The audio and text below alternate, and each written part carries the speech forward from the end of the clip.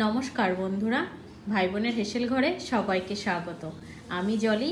আজ আমি সাধারণ পদ্ধতিতে মশলাপাতি ছাড়াই দেখাবো কাঁচা ইলিশের ঝাল।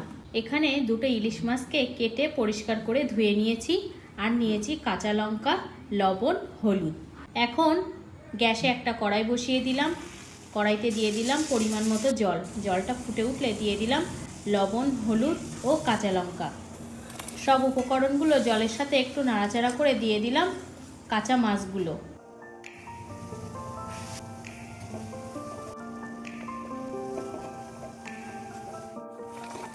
মাছটা ঝোলের সাথে যখন ফুটতে শুরু করলো, তারপর দিয়ে দিলাম কাঁচা সর্ষের তেল। তারপর 5 মিনিটের জন্য ঢাকা দিয়ে দিলাম।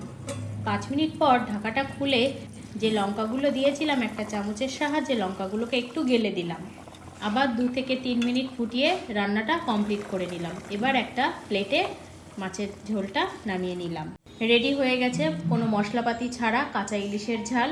গরম গরম এবার এটা ভাতের সাথে পরিবেশন করা যাবে। তাহলে বন্ধুরা, আজকের রান্নাটি এই পর্যন্ত।